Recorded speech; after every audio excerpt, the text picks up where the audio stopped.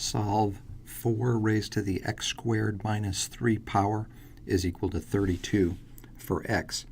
This is another case where you have different bases on each side. You have 4 on this side and you have 32 on this side. What you have to recognize is both 4 and 32 are powers of 2. So 4, for example, is 2 squared.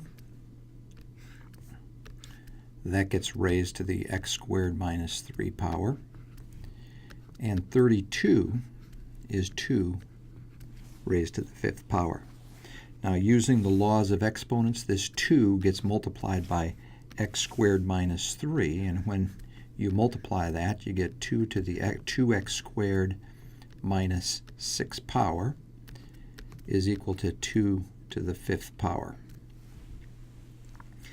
Now you have the same base, 2, on each side of the equation, which means the exponents have got to be identical.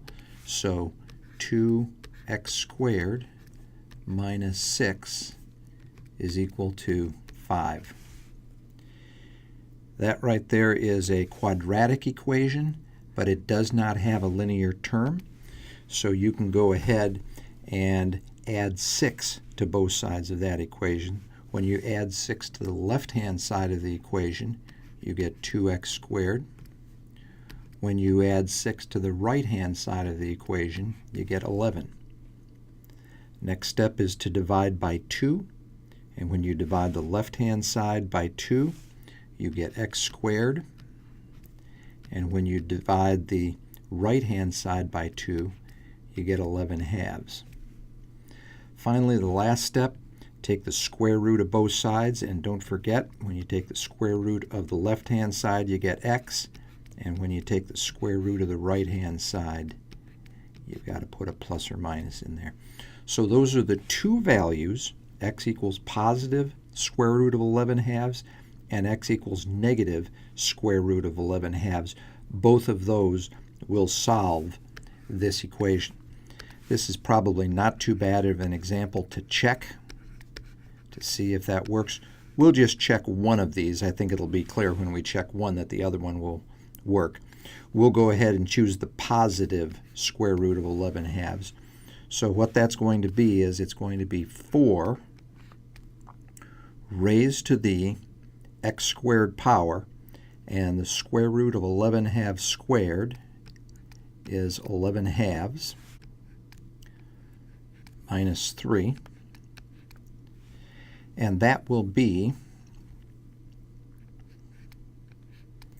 4 to the 11 halves, using common denominators, minus 6 halves,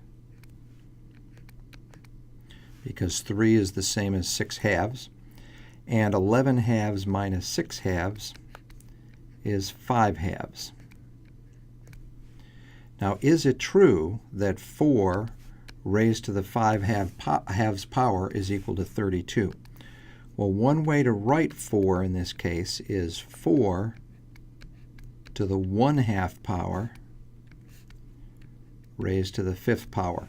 The reason you can do that is 1/2 multiplied by 5 gives you 5 halves. Well, 4 to the 1/2 power is the same as the square root of 4. And you know that the square root of 4 is 2. So this is 2 to the 5th power. And that indeed is 32. And so this one checks out. We have just checked x being plus the square root of 11 halves. And it checks out if you also try x is equal to negative square root of 11 halves. It will also work out. So these are the two values that solve this equation.